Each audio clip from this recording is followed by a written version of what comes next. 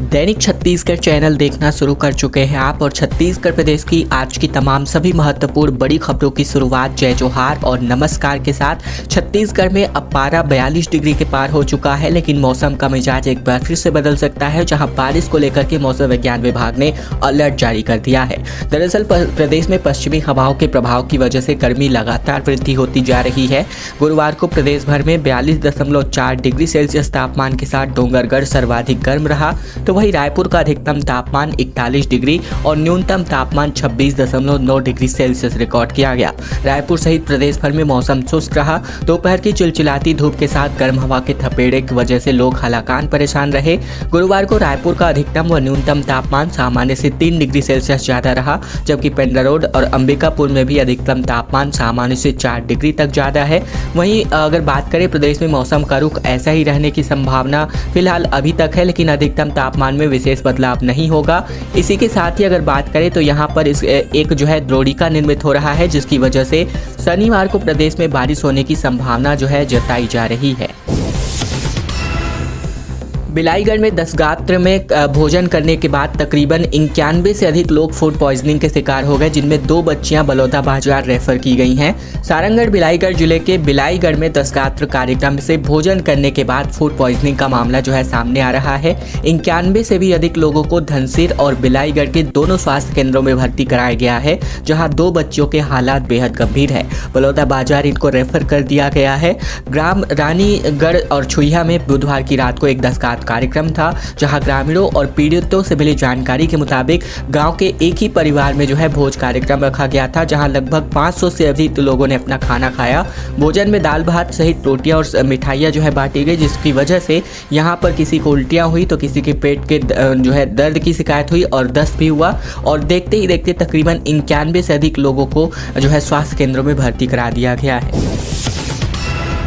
80,000 से अधिक श्रमिकों ने मतदान की शपथ ली, जहां बिलासपुर लोकसभा में 20,94,000 वोटर्स हैं और ऐसे में श्रमिकों का कहना है कि मतदान फीसद बढ़ाना हम सब की जिम्मेदारी होती है। छत्तीसगढ़ के बिलासपुर लोकसभा क्षेत्र अंतर्गत तकरीबन 80,000 से अधिक श्रमिकों ने अपने मतदान की शपथ ली, जहां श्रमिकों ने सभी अपने मताधिकार का अनिवार्य रूप से उपयोग करने की अपील करते हुए कहा कि बिलासपुर जिले में मतदान का प्रतिशत बढ़ाना हम सब की जिम्मेदारी है। बता दें कि बिलासपुर लोकसभा क्षेत्र अंतर्गत तकरीबन 1 करोड़ और 52,173 पुरुष हैं, जबकि 1 करोड़ 42,298 महिला समेत कुल मिलाकर 2 करोड़ 94,570 वोटर हैं। लोकसभा निर्वाचन के मद्देनजर जिला प्रशासन द्वारा जिले में मतदाता जागरूकता कार्यक्रम का लगातार आयोजन किया जा रहा है, जहां मतदाता अपने मताधिकार का 100% उपयोग करे। इस उद्देश्य के माध्यम से स्वीप लगातार कार्यक्रम के माध्यम से लोगों को जागरूक करने का प्रयास कर रही है, जहां 103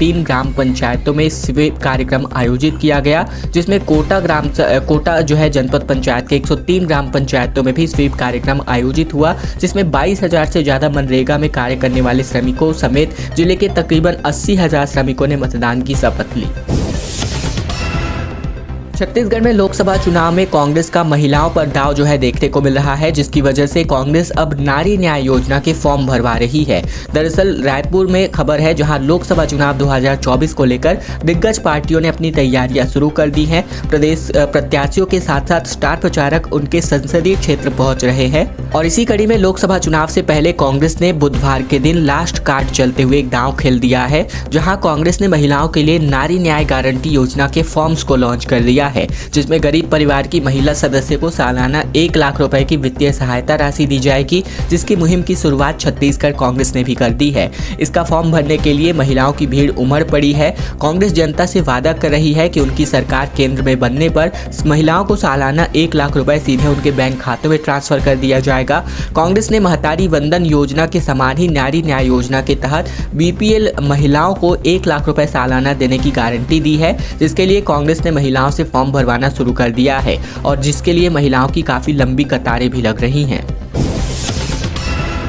कवासी लखमा ने कहा कि किसानों का कर्ज कांग्रेस सरकार माफ करेगी। बस्तर लोकसभा प्रत्याशी ने कहा कि झूठ बोलती है बीजेपी, प्रधानमंत्री ने महिलाओं को खूब ठगा है। दरअसल बस्तर लोकसभा सीट से भाजपा प्रत्याशी कवासी लखमा कांग्रेस प्रत्याशी कवासी लखमा ने चुनाव प्रचार प्रसार के दौरान कहा कि केंद्र में अगर कांग्रेस की सरकार बनती है तो किसानों का कर्जा माफ कर दिया जाएगा। भाजपा पर निशाना साधते हुए इन्होंने कहा कि इनके नेता सिर्फ झूठ बोलते हैं। महतारी वंदन योजना के नाम पर प्रधानमंत्री ने देश की जनता को ठगा है।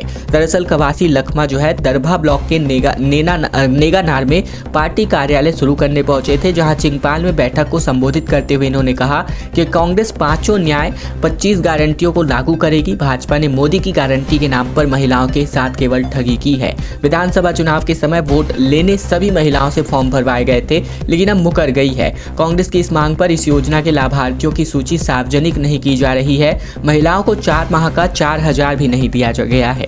कांग्रेस प्रत्याशी कवासी लखमा कोंटा विधानसभा सीट से लगातार 6 बार विधायक रह चुके हैं। पिछली सरकार में वे आबकारी मंत्री भी रह चुके हैं। कांग्रेस ने उन्हें अपने प्रत्याशी के रूप में चुनाव अखाड़े में उतारा है। उनके सामने भाजपा के महेश कश्यप चुनावी मैदान में हैं। निर्वाचन अधिकारी के हाथ और पैर फूल गए हैं जब एक एक करके 210 प्रत्याशी अपना नामांकन फॉर्म भरने पहुंचे। और इसको किसने भड़काया, ये आप तमाम जो अटकलें हैं वो यहां भाजपा की ओर से लगाई जा रही हैं। दरअसल संसदीय क्षेत्र राजनांदगांव के चुनावी इतिहास में बुधवार को एक नया रिकॉर्ड कायम हो गया, जहां 3 अप्रैल को एक ही दिन में 210 अभ्यर्थियों ने नामांकन फॉर्म लेकर सबको चौंका दिया। तो वहीं निर्वाचन आयोग का सिरदर्द अब खड़ा हो गया है, जहाँ कलेक्ट्रेट परिसर में फॉर्म लेने के लिए सैकड़ों की संख्या में भीड़ उमड़ने की वजह से प्रशासन को सुरक्षा के कड़े बंदोबस्त करने पड़ गए। सुबह से देर शाम तक भीड़ लगी रही और 2 अप्रैल तक 31 अभ्यर्थियों ने अपना नामांकन पत्र भर दिया है। वहीं इस हिसाब से राजनांदगांव लोकसभा सीट से 241 नामांकन पत्र दिए गए हैं। फॉर्म की स्क्रूटनी और नाम वापसी तक अगर इतने ही प्रत्याशी चुनाव मैदान में उतरते हैं तो निर्वाचन आयोग को बूथों में ईवीएम की संख्या बढ़ानी ही पड़ जाएगी। एक ही दिन में 210 फॉर्म लिए जाने पर इसे कांग्रेस प्रत्याशी और पूर्व मुख्यमंत्री भूपेश बघेल की ओर से किए गए आह्वान का असर माना जा रहा है। बघेल ने पाटन की एक सभा में कार्यकर्ताओं को संबोधित करते हुए कहा था कि लोकसभा सीट पर अगर 384 प्रत्याशी उतरते हैं तो ईवीएम की बजाय बैलेट पेपर पर मतदान हो सकता है। छत्तीसगढ़ कांग्रेस उपाध्यक्ष वाणी राव अब बीजेपी में शामिल हो गई हैं। रायपुर के रामनामी समाज के प्रमुख सदस्यों समेत कुल 500 से अधिक लोगों ने इसकी सदस्यता ग्रहण की। दरअसल बिलासपुर नगर निगम की पूर्व मेयर और कांग्रेस प्रदेश उपाध्यक्ष वाणी राव बीते दिन भाजपा में सम्मिलित हो गई। रामनामी समाज के प्रमुख सदस्यों, छत्तीसगढ़ के प्रमुख फिल्मी और लोक कलाकार सहित तकरीबन 500 से अधिक लोगों ने रायपुर में बीजेपी में प्रवेश किया। भाजपा कार्यालय कुशाभाऊ ठाकरे परिसर रायपुर में प्रदेश अध्यक्ष किरण सिंहदेव, पूर्व नेता प्रतिपक्ष नारायण चंदेल, महामंत्री संजय श्रीवास्तव, जगदीश रामू मोहरा रोहरा, साथ ही इसी के साथ सरला कोसरिया ने बीजेपी ज्वाइन करवाया। ऐसे में कांग्रेसियों को एक बड़ा झटका लगा है। वाणी राव ने 26 नवंबर 2017 को बेलतरा में संविधान दिवस पर आयोजित कार्यक्रम के दौरान जनता कांग्रेस ज्वाइन किया था, लेकिन 2018 विधानसभा चुनाव के दौरान कांग्रेस में शामिल हो गई थी। बिलासपुर की महापौर भी ये रह चुकी हैं। वहीं 2013 में कांग्रेस की टिकट से विधानसभा चुनाव भी लड़ चुकी हैं, जिन्हें भाजपा के अमर अग्रवाल ने 15,599 वोटों से हरा दिया था। छत्तीसगढ़ के 13 फर्जी फर्मों के एक नेटवर्क का पर्दाफाश हुआ है, जिसमें एक आईपी एड्रेस से इन्होंने रिटर्न भरा। सेंट्रल जीएसटी की टीम ने इनको अरेस्ट किया हुआ है। रायपुर में केंद्रीय जीएसटी ने एक व्यक्ति को फर्जी तरीके से टैक्स बचाने के मामले में गिरफ्तार किया है। आरोपी इन टैक्स बचाने के लिए 13 फर्जी फर्मों का निर्माण किया, फिर उसकी आड़ में फेक बिल बनाकर टैक्स की चोरी कर रहा था। जीएसटी टीम को इस बात की भनक लगी, तब एक ही आईपी एड्रेस से कई जीएसटी रिटर्न भरे गए।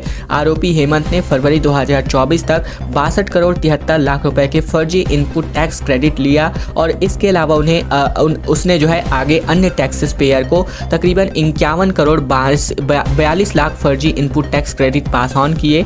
जीएसटी आयोग ने बताया कि खुफिया जानकारी और डेटा एनालिसिस करने पर उन्हें ये पता चला कि रायपुर में रहने वाले हेमंत कसेरा टैक्स चोरी से जुड़े संदिग्ध काम कर रहा है।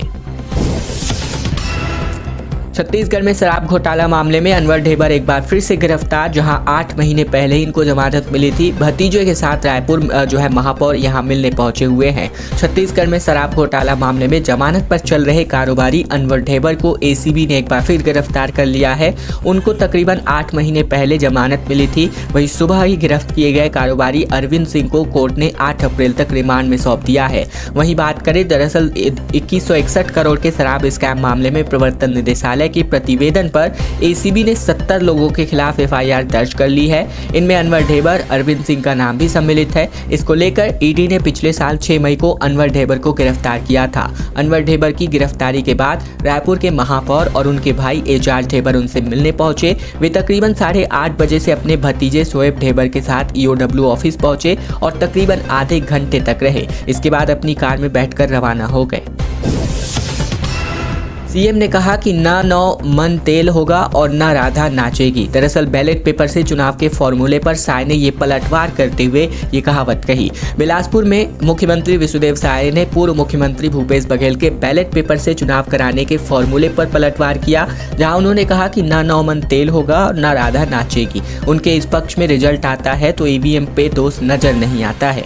दरअसल उन्होंने कहा कि कार्यकर्ताओं में भारी उत्साह और जोश है। इस बार विश्वास है कि जिस तरह से कांग्रेस नेता पार्टी छोड़कर आ रहे हैं, इससे हम पूरे 11 सीटों पर जीत हासिल करेंगे। सीएम साय बीते दिन बेलतरा विधानसभा में कार्यक्रम आयोजित सम्मेलन करने पहुंचे थे, जहां सरकंडा के अशोकनगर स्थित अशोक वाटिका में आयोजित कार्यक्रम में उन्होंने बीजेपी कार्यकर्ताओं को देवतुल्य करते हुए उनकी सराहना की है। वहीं राजनांदगांव में कांग्रेस की तरफ से लोकसभा चुनाव लड़ रहे भूपेश बघेल की भी चर्चा की, जहां उन्होंने बताया कि किस तरह से संतोष पांडे के लिए एक भव्य रैली निकाली गई थी, जिससे अंदाजा लगाया जा सकता है कि बीजेपी राजनांदगांव सहित अन्य सभी 11 सीटें जीत रही हैं।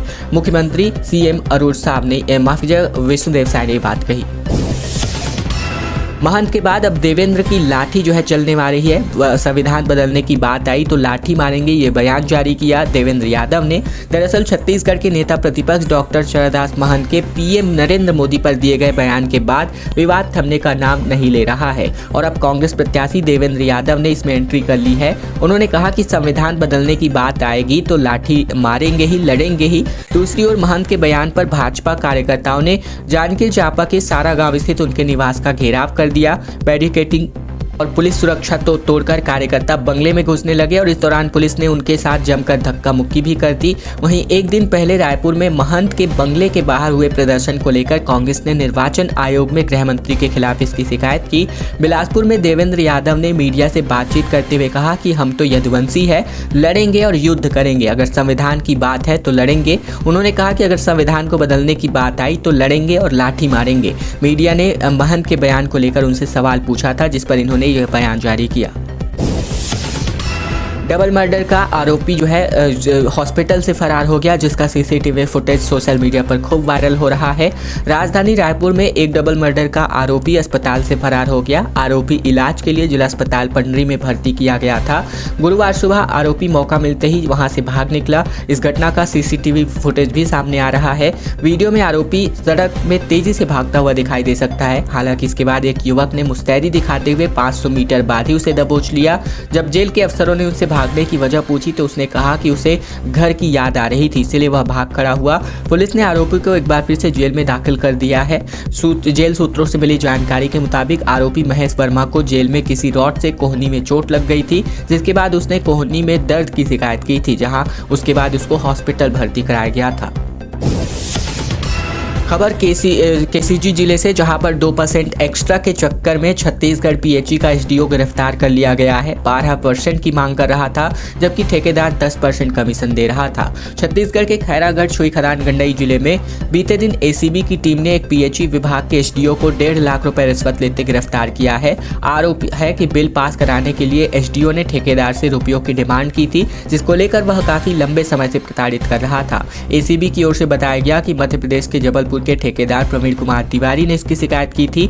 इसमें बताया गया था कि खैरागढ़ छुईखदान लोक स्वास्थ्य यांत्रिकी विभाग के एसडीओ राजेश मडावे तकरीबन 2 साल से उसे प्रताड़ित कर रहे थे। ठेकेदार ने विभाग टेंडर लिया था। इसके बकाया बिल पास करवाने के एवज में एसडीओ राजेश ने तकरीबन 12% की कमीशन की डिमांड की थी।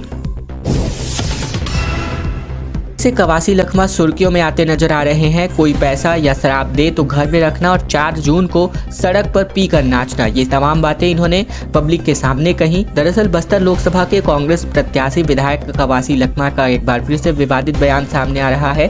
जगदलपुर शहर पहुंचकर वार्डों में नुक्कड़ सभा और प्रचार के दौरान लखमा ने एक बड़ा बयान देकर सुर्खियों में नजर आ गए हैं। लखमा ने कहा कि कोई भी पैसा शराब देने आए तो घर में रख लेना और 4 जून को पीकर यह कहकर सड़क में नाचना कि कवासी लखमा जीत गया है। कवासी लखमा ने नुक्कड़ सभा में लोगों को संबोधित करते हुए कहा कि गरीबों का पैसा खाने वाली पापी महापौर भाजपा में चली गई। यह पापी लोग मर जाएंगे। महापौर और एमएलए नहीं है तुम्हारे पास, पुलिस आएगी तो बोलना लखमा है हमारे पास, तो पुलिस भाग जाएगी।